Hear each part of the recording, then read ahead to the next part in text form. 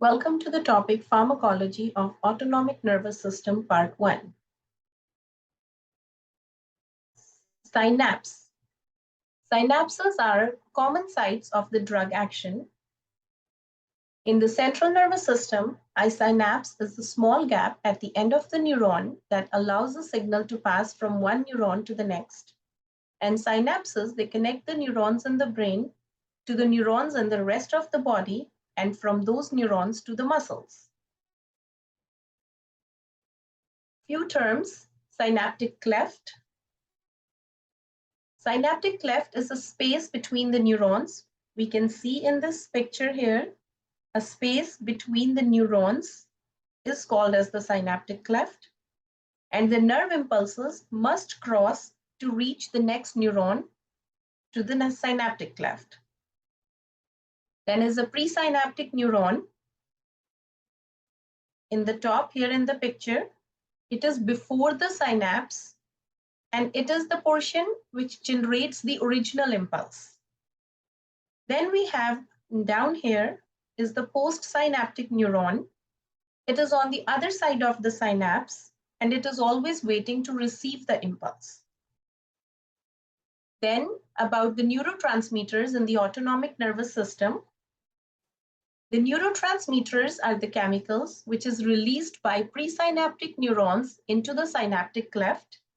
They attach to the receptors on postsynaptic neurons, and they regenerate the nerve impulses.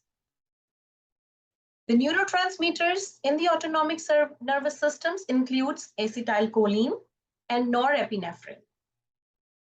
So the acetylcholine, it is released by all presynaptic neurons at the synapse with ganglia.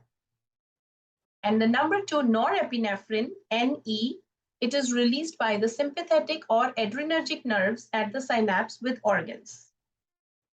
Now talk about some receptors.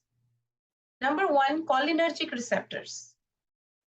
These are those receptors which respond to the transmitter acetylcholine and are mostly parasympathetic.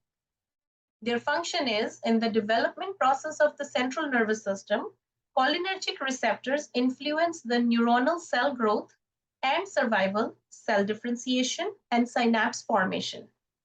So these cholinergic receptors, like acetylcholines, they have muscarinic receptors, which are G-coupled, and the nicotinic receptors, which are inotropic. Nicotinic receptors, they can be N1 or NM. They are at the neuromuscular junctions. N2, or called as NN, they are present at autonomic ganglia, central nervous system, and adrenal medulla. These are the places where the nicotinic receptors are present. Then muscarinic receptors, they are different types: M1, 2, 3, 4, and 5.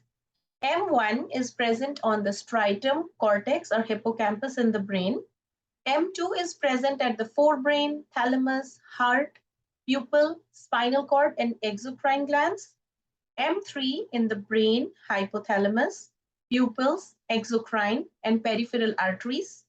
M4 is present at striatum, cortex, hippocampus, and spinal cord. M5 is present at the dopaminergic neurons, basal ganglia, or the brain vasculatures. Next is adrenergic receptors.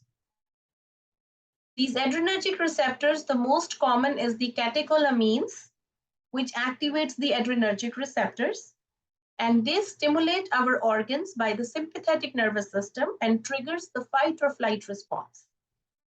So as we are telling, the catecholamines, these are the adrenergic receptors. They are further divided into two major types according to the drug potency on the receptors.